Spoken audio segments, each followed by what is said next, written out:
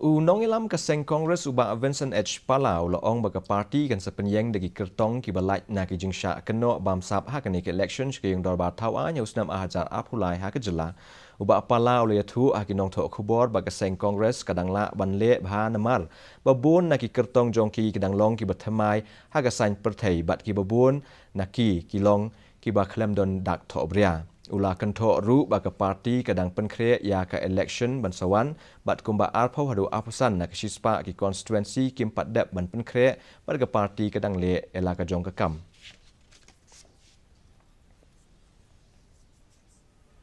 And hopefully we have all young, fresh bloods.